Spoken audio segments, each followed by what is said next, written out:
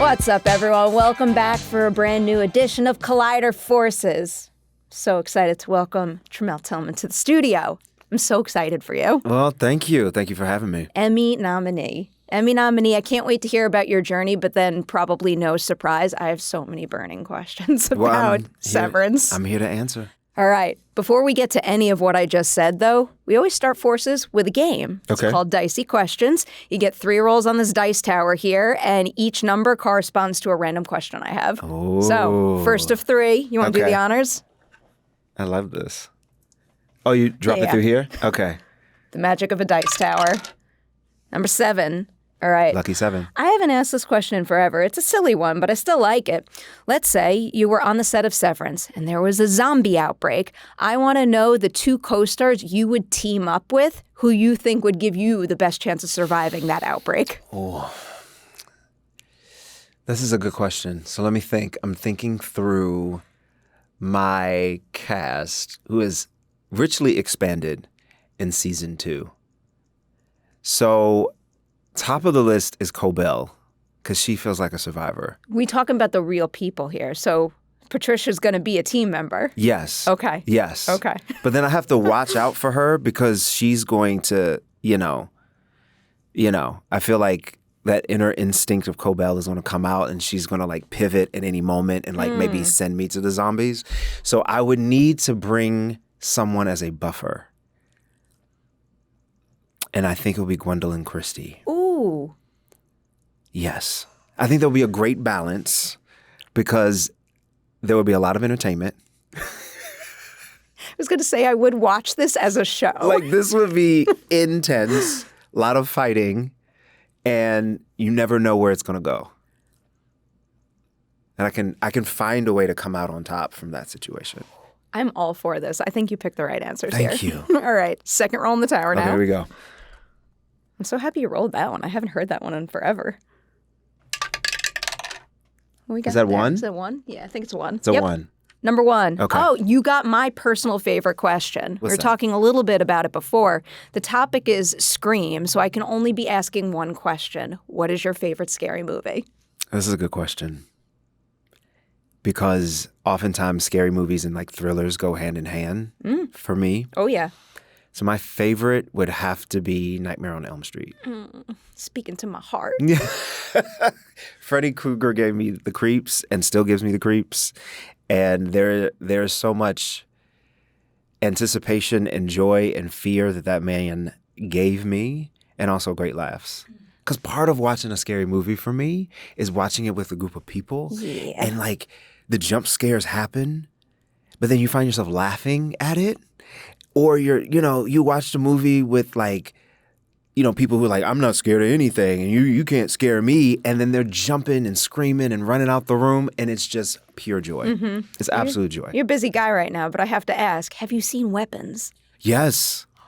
Love that movie. Not the best communal reaction in a theater. Like, oh my God, I adored it. We don't want to spoil the ending, right. No, but no. It was like electrifying to me. Cheering.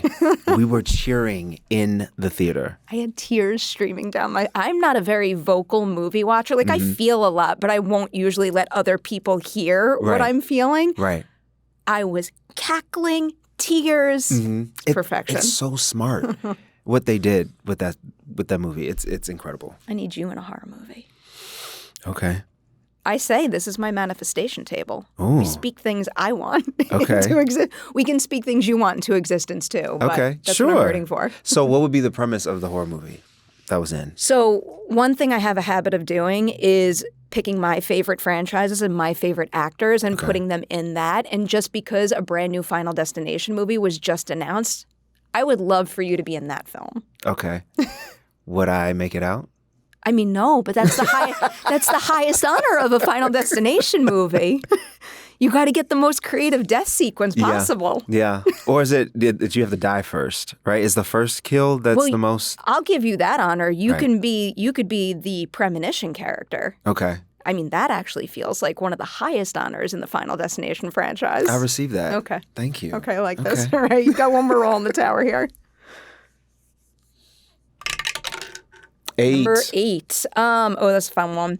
This is everyday things. I want to know the seemingly small everyday thing that a human being does that is the most difficult for you to replicate on set as an actor. So things like fake sneezing, fake waking up, stuff like that. Reading a book. I was challenged because I heard an acting teacher say that there are so many people that will go on stage or go on set and read a book, and they're not really reading the book.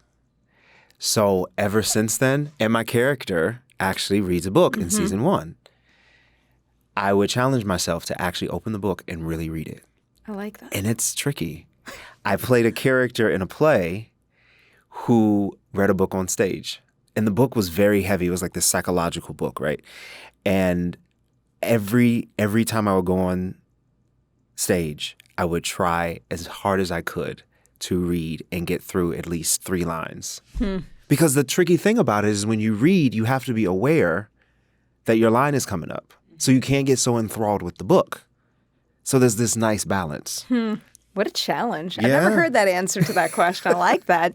All right, we've hit the meat of our interview now. Every single Forces Conversations begins with this particular question. What is the movie you saw, the performance you saw, personal experience you had, whatever it may be, that first made you say to yourself, I absolutely have to be an actor?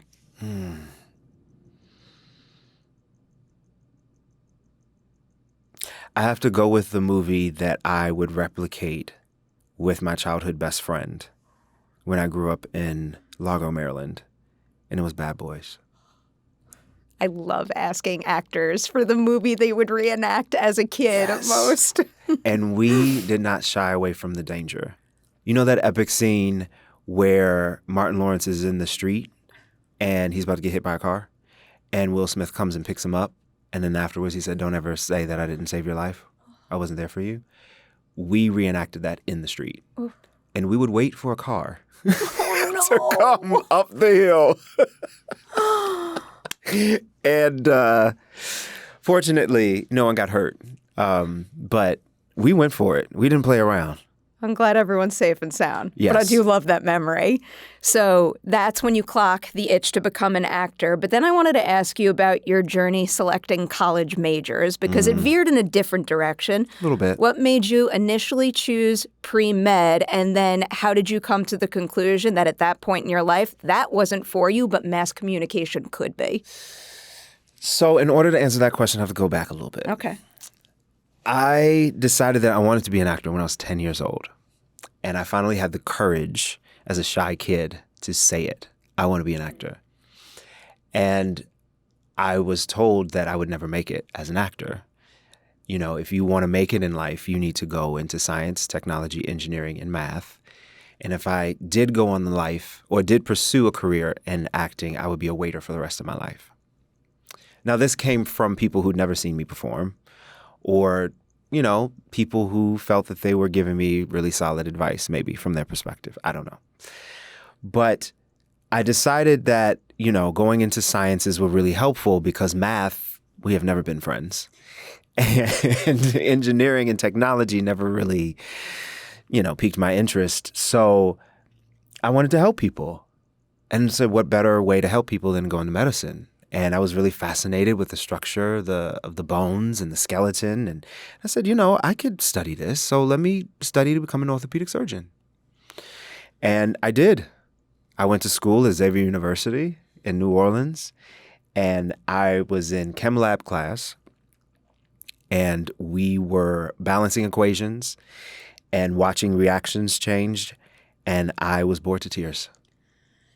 I wanted to gouge my eyes out. But I was looking around the room and I was watching all of my colleagues then, who are now doctors, dentists, and they were loving this. They could talk about science all day long. I just didn't care. I liked the colors changing in the, you know, in the beaker. So I then decided that it might not be good for me to become a doctor if I hate chemistry. So I started doing a little soul searching while I was at Xavier University. And I realized that I really enjoyed coming up with concepts for homecoming back in high school. So I don't know if you all did this. I don't know if you did this where you had a theme for homecoming or for high school, and your class was in competition with the other classes, and you had to build a whole story around the theme. So we had to decorate the halls, we had to build a float, we had to do all of these things. I loved that. I adored it. So I figured, well, that gave me joy, so maybe I should go into advertising, public relations. So I changed my major to mass communications and was learning about the art of communication. I really did learn a lot.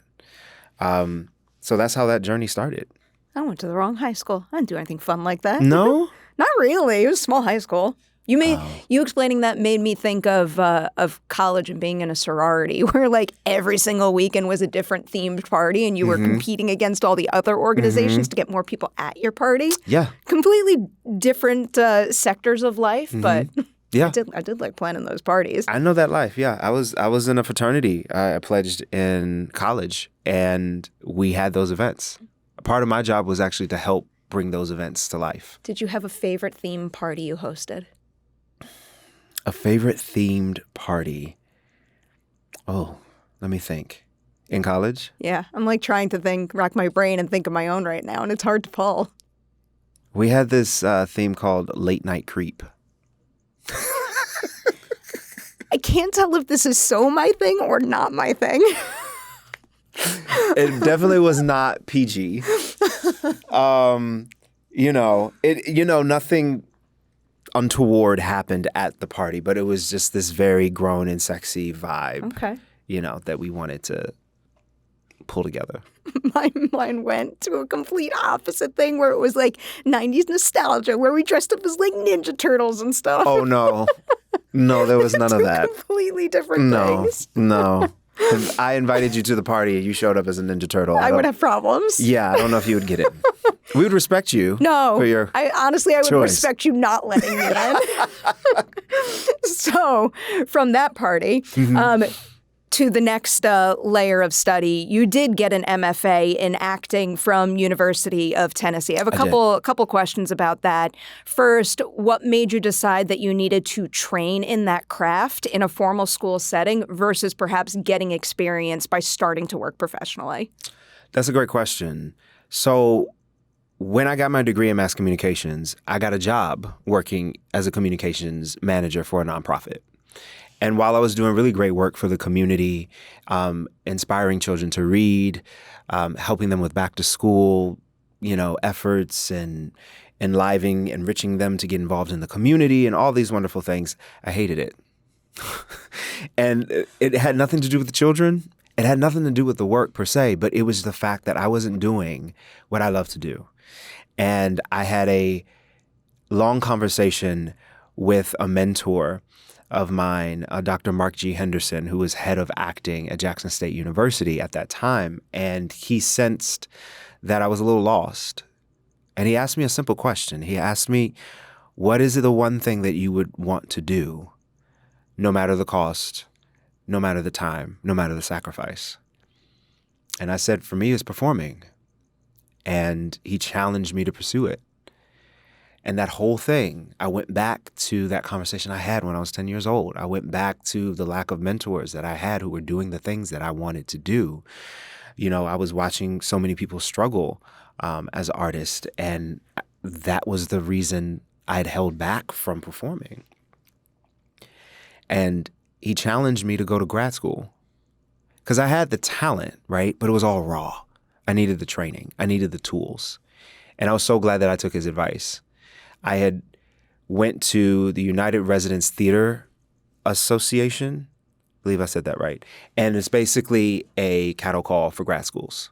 So you can go to be a part of this audition process and you're in front of tons of administrators from grad schools that are offering these programs for MFAs, right? So it's a very cost-efficient way to be seen with all these schools because it can get expensive. So I went there, and this was going to be the indication of whether or not I should pursue this. The head of acting, Mark G. Henderson, told me that I have sent people to URTAs, and they don't get any attention. But this does not mean that this is the end of the line for you. And it's not the end of the line for them. It just means it's another route. but go do your best. I went. And I made friends there. And there is a process where after you audition for the pool, you get a paper. And the paper lists the schools that are interested. Or there's nothing, but thank you so much for coming. Safe flight back. So I said, no matter what, you did good because you showed up. The people around me got their paper. They had 1 or 2 names. Some had none. I got my paper. I had 13 schools. 13. And I said, keep that paper? I think I have it somewhere. Please. Yeah. I think I have it. I have that paper. And I said, yep, this is it. And I remember calling my mentor and telling him I got 13 schools. And he was like, this is it. This is it. Go meet with them and talk with them. And so I did. And I was going to go with the University of Iowa. But unfortunately, financially, on my end, I wasn't able to go to the school. So they had to rescind the offer. And I was devastated. But I was not defeated. I was determined because now I had this new purpose in life. I'm going to become an actor. And so I did a lot of professional theater. I was in Jackson, Mississippi at the time, so I was working at New Stage Theater. I said that I was going to put myself on a tour. I was going to go to LA and submit my headshot. I was going to Atlanta. I was going to go to New York. I was saving for it. I was taking job after job after job, doing all the things. And I got a phone call from the head of acting at the University of Tennessee in Knoxville. And he said, we met 2 years ago at Erda's, and I want to know if you're interested in being a part of our program. And I was like, oh my God, this is it. Yes. I need to leave. I need to spread my wings and go. And so I took the opportunity and I wrote him back and didn't hear back from him in 2 or 3 weeks. And he said, oh, I'm so sorry, but the position has been filled. So I'm like, oh my God. Okay. All right. What do I do next? Again, not defeated. I'm going to go on this tour. It's the summer of 2011. I am sweating in this 8-passenger van in Jackson, Mississippi, carrying kids from church to function to field trips to whatever, wherever they needed to go. And I get a phone call from the head of acting at the University of Tennessee. And he says to me, he said, do you remember me? I said, yeah, I remember you. He said, we have a slot available. I said, are you serious? He said, yeah, we have a slot. But listen, it's last minute. If you can come to Tennessee and audition for us in person, we can take care of the rest. It is not a guarantee that you are going to get this spot. But if you want it, it's yours. I thought about it and I said, you know what? Maybe the tour goes on hold for a minute and I just try it out. So I drive myself from Mississippi to Knoxville, Tennessee. They put me in this nice hotel. I meet again with the head of acting. They take me into their acting space, which is like a dungeon. It's like in the basement. It's very scary and very ominous. And I meet with 2 other faculty members. I do my audition pieces for them. They ask me to step out. I go into this dusty hallway and I wait. And the head of acting comes back. He asks me to come back in and he says, we would like to offer you a slot at the University of Tennessee with a full scholarship to study acting. He said, I have one caveat though. You will be the only person of color in this program. And that may be a deal breaker for you. And we totally understand if that is. But I just want to put that out there for you. And at that time, I was just so happy. I was elated. I said, I want to do this. I want to jump in. It doesn't matter. And so I did. And that's how my grad school journey began. Whew. Oh my God, what a journey to that program. Yeah. To kind of bridge the gap from studying to starting to book roles now. Yeah. Given how much you overcame in terms of little roadblocks coming up along the way there, I have a feeling you've probably navigated this part of the process with, probably a lot of belief in yourself. So when someone graduates from a program like that, I feel like there's often a misunderstanding that, like you graduate and then opportunities are within reach. But sometimes bridging the gap between college and actually working professionally can be, one of the biggest holes to fill in a journey in acting. So what would you credit with helping you make that leap? Is there a first opportunity that came your way post-graduation that gave you even more confidence that this craft that I love could also be a career, and a career with longevity, perhaps? There was a similar experience that happened when I went to URTAS. It also happened when we had what's called Showcase for University of Tennessee. We did a showcase in New York. And with this showcase, you meet with agents and managers, maybe directors, casting, so forth, but there are no guarantees. And there are countless grad actors who are there with the intention of being seen, to get representation, to, just like you said, start their career or put their career in a different direction. And so the hope is that you catch someone's eye and they take you on and they represent you, and then you can go off and do Broadway and become EGOT, just like that. It's that simple. It's just done. But with this industry, there are no guarantees. And so you audition, you put the work out there, you put yourself out there, and you see what happens.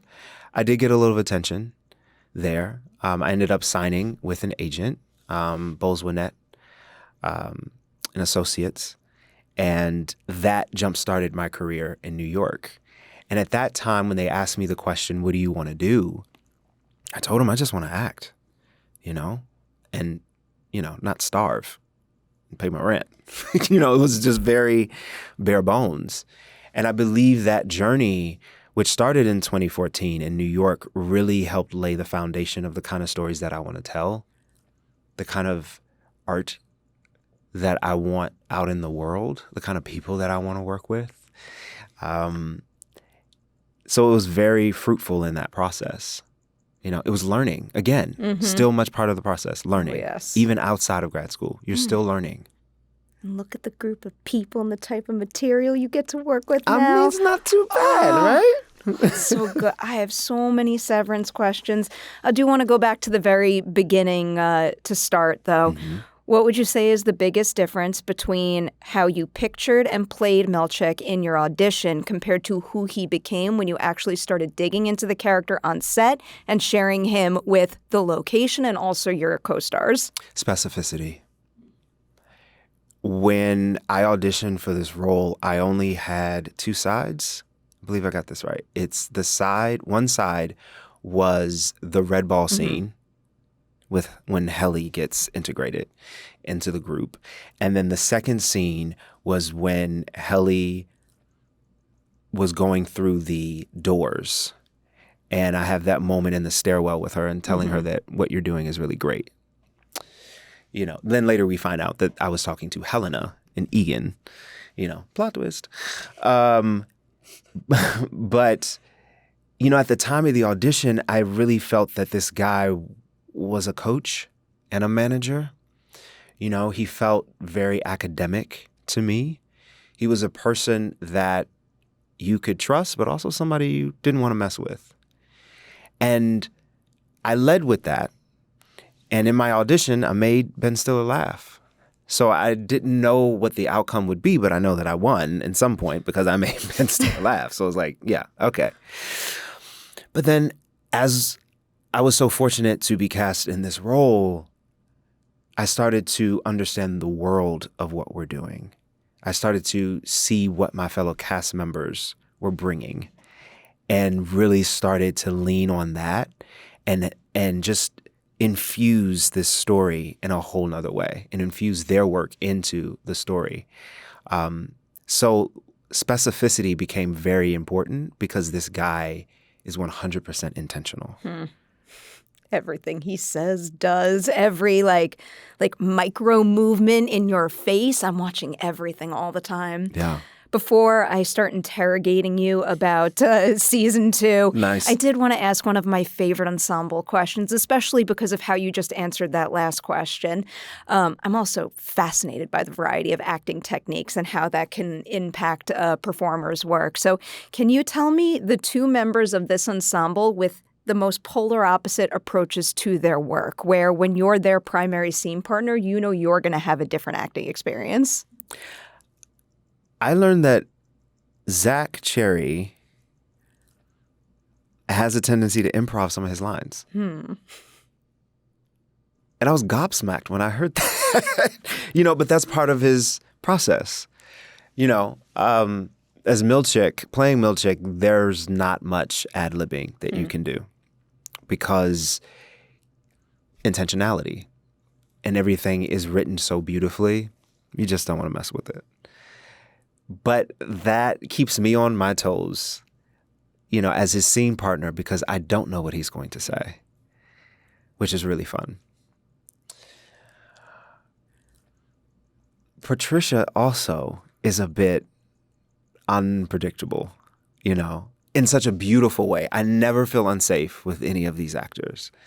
But there is a cunning, there's a playfulness, there's a danger that she has and that she brings to Cobell, which is electrifying. It's cool hearing you describe it that way and knowing that that's what I feel when I watch her too. Yeah. I mean, it's undeniable.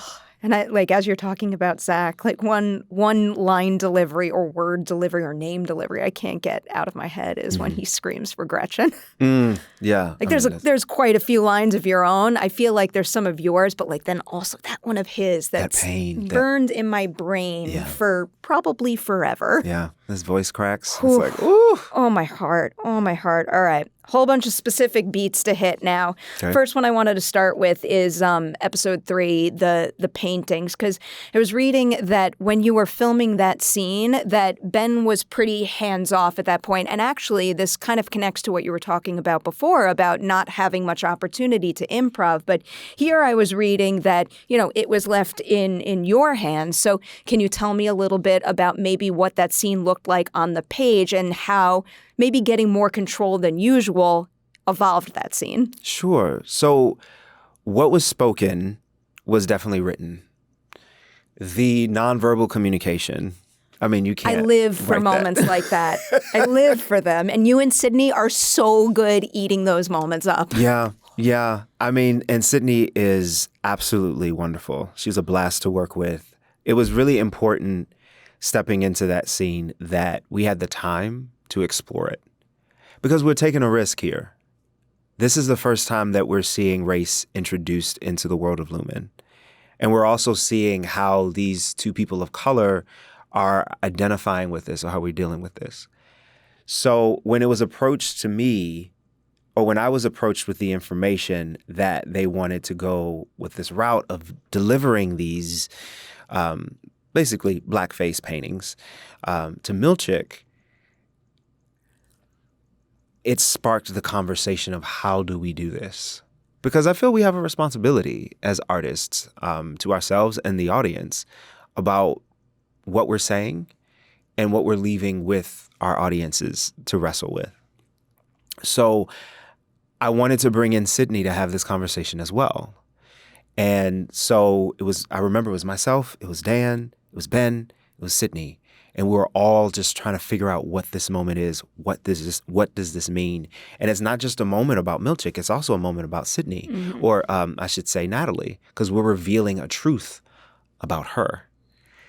And what I really enjoyed is when we took that risk, how audiences responded to that moment. It started a lot of dialogue about working in corporate structures, or working in spaces, or living in spaces where you may be the only one or one of few, and how maybe well-meaning or perhaps non-well-meaning persons will try to incorporate you into the culture and totally miss. And they're not responsible for the damage. It's the person who is receiving it that has to deal with it. Oh, hearing that put quite that way. Oh, my heart. So kind of bridging the gap between that episode 3 scene and that episode 5 scene, can you kind of give me a little insight into the conversations you two might have had in terms of figuring out how you would fill those moments of silence with meaning, but in different ways, so that we can kind of feel the progression of how maybe you're processing it and she's processing it from 3 to 5? Well, it's really important to take it step by step. And what's also fun is that entire episode 3, 4, and 5 has so much in it. There's not an incredible amount of heavy lifting you have to do. You really just need to lean into the circumstances. I think what's really pivotal about the moment with Milchick is what he does with the paintings. He doesn't put them up in his office. He literally takes the paintings, puts them in a box, and stores them away. And I feel like we, at a human level, we do the same thing. Any infraction, any misunderstanding, we pick and choose what we decide is important to address, and we lock it away. But we don't realize how that stays with us. And so when you walk into 4, you look at how massive Milchick's contribution was to these innies with Woe's Hollow. This man went above and beyond to create this experience for these innies. And why he did it, it's not really important, but it's the fact that this is a man who's still wrestling with what just happened in his promotion and with these paintings. And I think it's really intentional that he himself dresses up in a similar garb as Keir Egan would have worn in that time period. Because I think he's trying to find himself in the midst of this. Does he belong here? Does it make sense? And I'm led to believe that the character is doing a great act of generosity in a way to the innies, to give them this experience, to show them that there's a crazy world out there, there's a dark world out there, that death does exist outside, but you are safe. Because he believes that this company is safe. So you see this man is wrestling back and forth with his identity, how he relates to this company, and what this company means to him. So then when he goes to 5, when he goes into his performance review, he's ripped to shreds. After this man has done so much for this company in a short period of time, built the rehabilitation wing, or the visitation suite, sorry. He built the visitation suite. He revamped the break room. He found new refiners in a second's notice. He built a whole new PR campaign and celebrated their accomplishments with the new reforms. He brought back the innies when, he was held at bay, constantly over and over and over again. And what does the board do? What do his superiors do? They lambast him for his language. So frustrating. So there's so much weight that he has to deal with, and he's reaching out to Natalie for help. And what she gives him is what she gives him. Oh, as you describe, I don't understand how a show is able to accomplish so much with one moment at a time. But I can feel every single layer at every single stage of his journey. The next one after that is the mirror scene. And oh my God, what it's got so much meaning. And I think every aspect of that, from the writing to how it's framed, how it's photographed, is exceptionally well done. Thank you. That performance beat is just something else. I don't know if you like to break down scenes like this, but can you kind of walk me through what kind of prep needs to happen for something like that? So I guess it is mapped out effectively in a way where we feel the build, we feel that build in tension, but we also, I guess we also like understand when a switch flips in a sense, and it's not really a loss of control, but it is a form of loss of control too when, he starts saying grow up over and over. So I guess the question is, how do you map out something like that so we get it all? Well, again, the circumstances were right there. What I really appreciate is we allowed, and this is credit to the director and the writers, we allowed to see glimpses of his humanity. We were allowed to see his flaws. We were allowed to see that he was trying and still is trying. We saw the need, the validation that he was so thirsty for from this company. And so when you get to that grow scene, it is heartbreaking because there seems to be a disconnect that he has to have. It's almost he's breaking up with himself in order to allow himself to fit into this company. The way you just put that, it's so upsetting. Yeah, it is. It's so upsetting. It is. And filming that scene was very emotional. It was tense. There's this wonderful mirror trick or camera trick that's there. So incredibly well executed. I cannot emphasize that enough. Yeah, the team is great. They know what they're doing.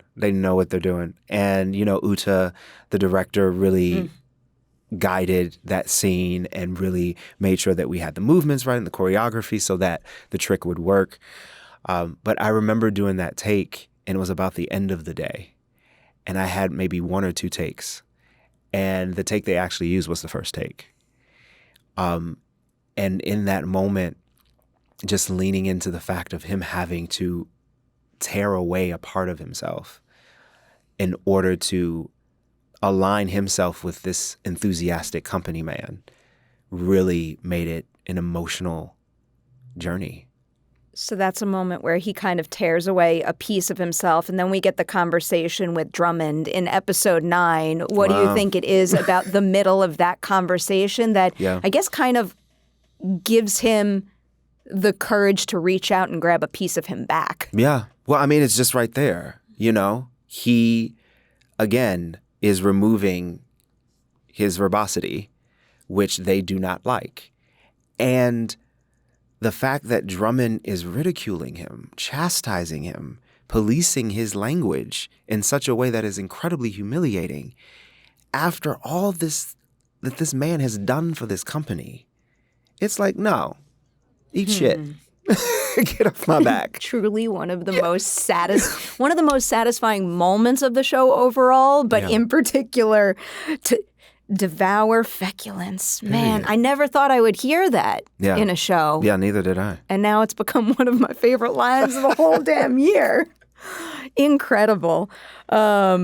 I want to ask about the scene that happens right after that too. It's the phone call with Mark, because you get a really great long pause there that really hit me to my core. It's when Mark says to you, "Isn't that what Lumen's all about? Balance. Work is just work, right?" And then just silence. So what was it like for you figuring out, especially because, and I think this is true, now I'm rambling, but I think this is true of your performance throughout the show, where even in that last scene, Milchick is a character that, when he's not dancing at least, does not get a whole lot of leeway when it comes to blocking. He's so still, but I feel like I can always feel you vibrating or saying a lot while saying nothing at all. So in that particular moment, how do you figure out how to fully fill that silence? Well, we see in that moment that he's taking a risk.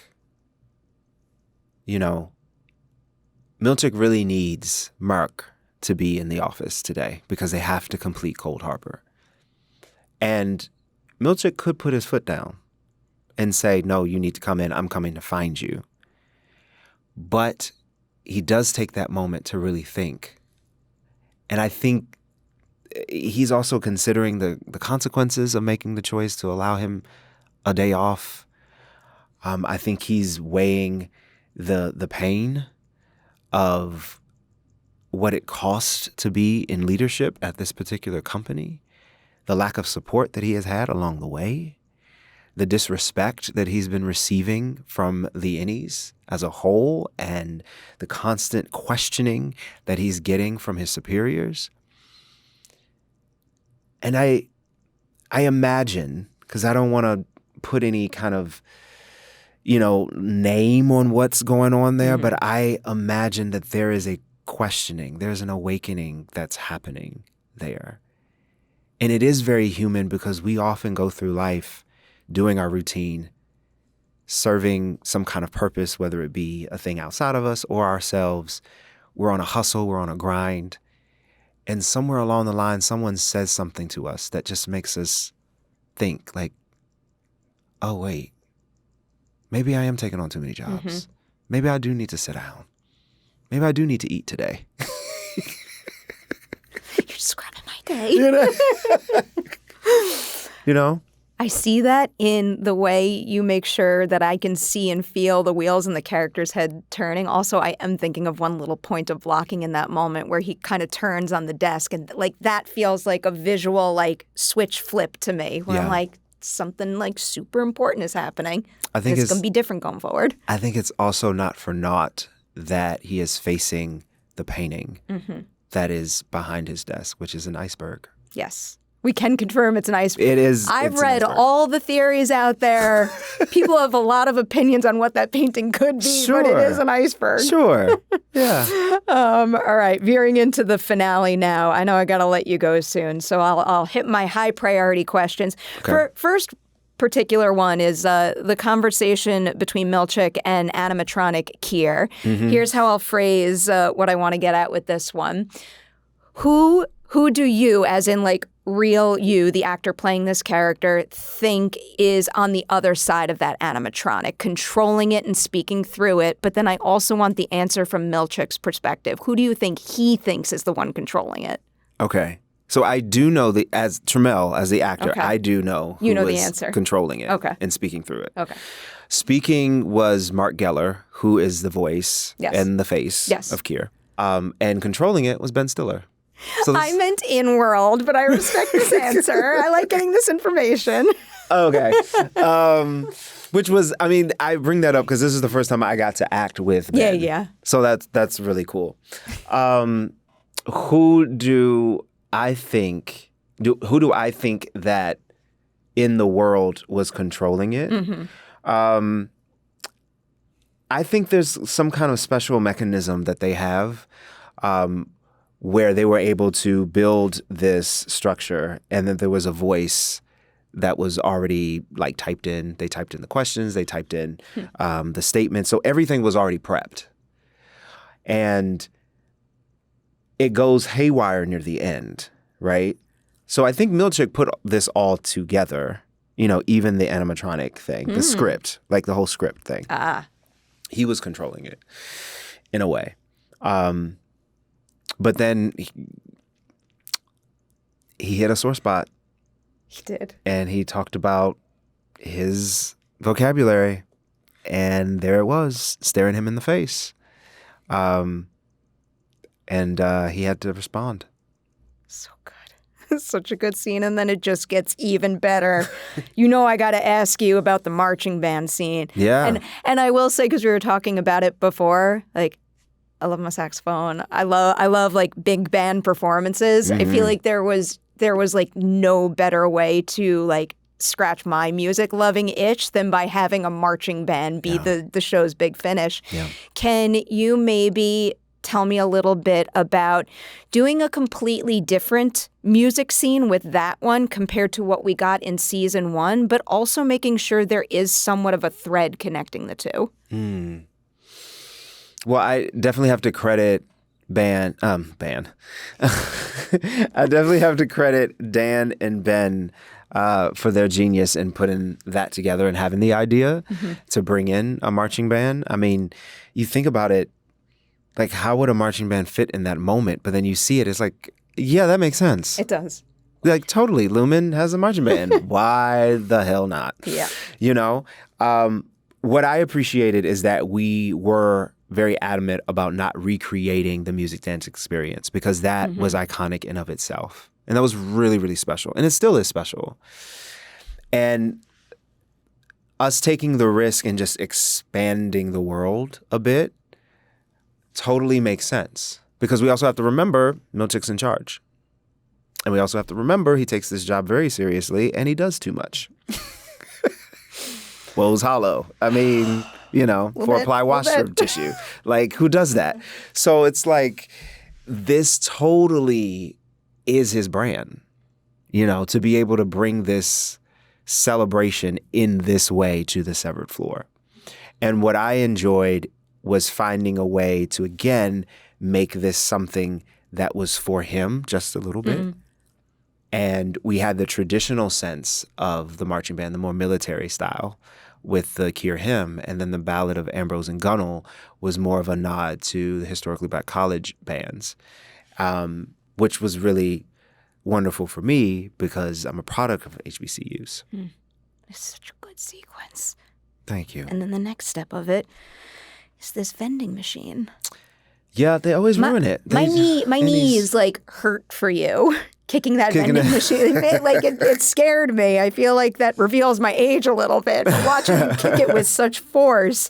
When you are kicking it like that, because I feel every ounce of, I don't know, I guess rage and disappointment. Mm-hmm. What do you think is the primary source of that rage at this point, especially because some of that moment feels like him getting mad at what he set up being ruined, but we've also just experienced him essentially giving the higher-ups at Lumen a middle finger. Mm-hmm. So what do you think is source number one when he is kicking that vending machine down? They ruined my party.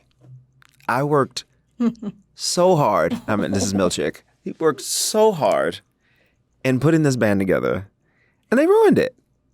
Can't have nothing. Can't give him anything. They ruined everything that Milchick puts together, you know? But I think there's also a combination of things. You know, it's a culminating moment. You know, enough is enough. And then you also have to go back to the end of season 1 where they, you know, Dylan used his belt to keep him out of the door. And we're revisiting this moment again, but this time it's a vending machine. So it's like, stop it. Those echoes in this show are so effective, and there's so many of them. Yes. So many of them. This might be a little more of a theory question at this point, okay. But when he...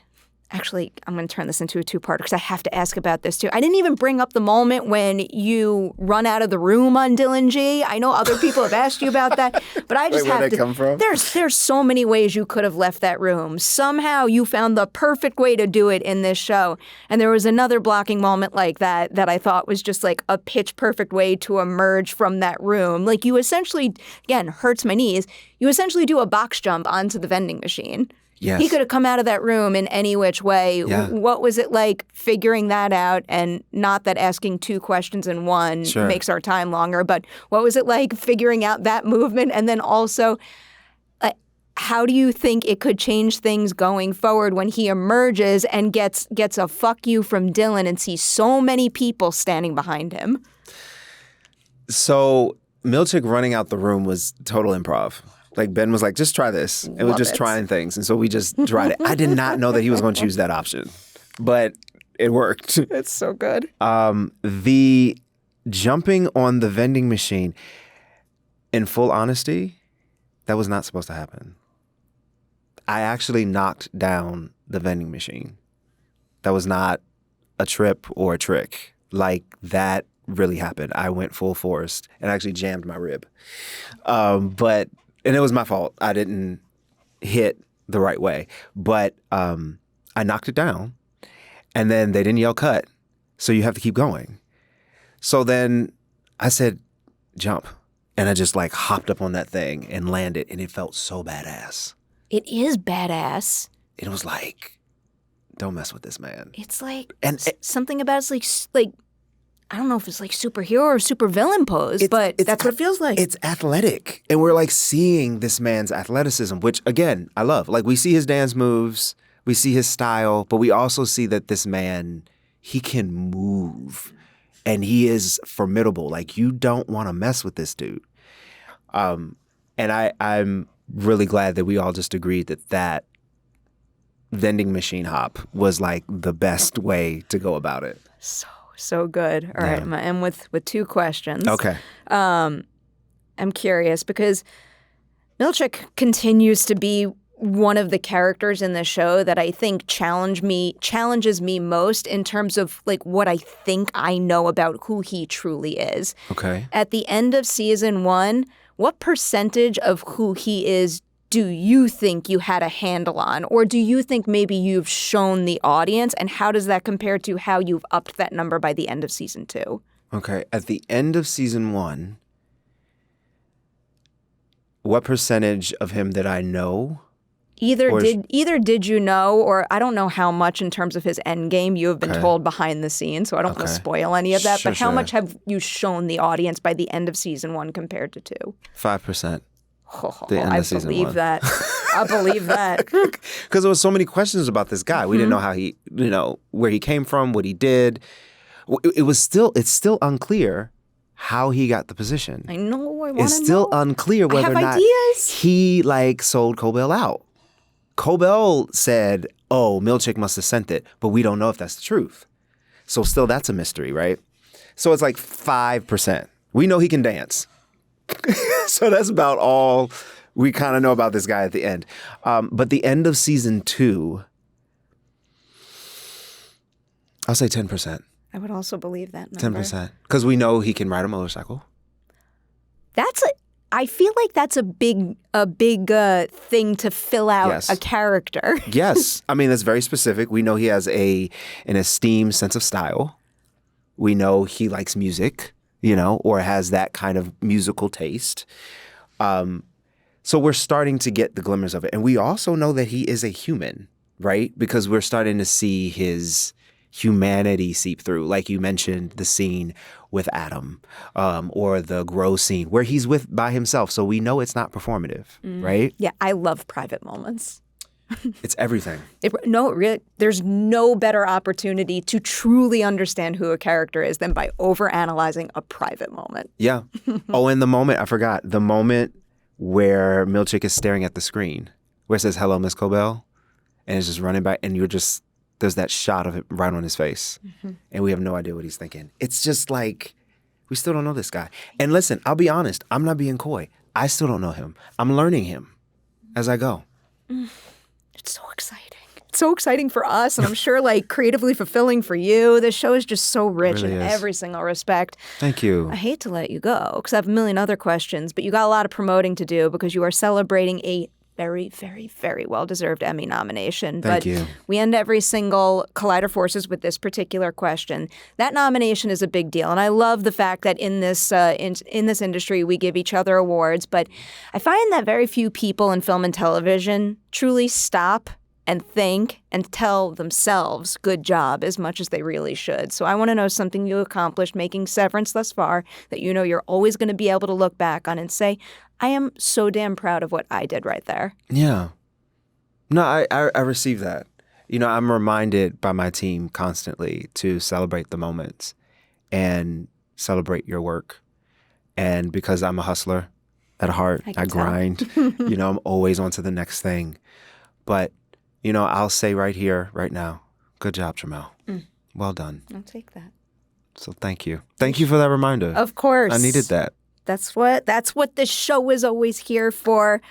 Oh, you have to come back soon. I got so many other questions. Yeah. I can't wait to see more. I hope you enjoy celebrating. I'll say congrats on everything you've accomplished on Severance Season 2 and your Emmy nomination and everything coming your way in the future. Thank you so much. Hurry back to Forces soon. I'd love to.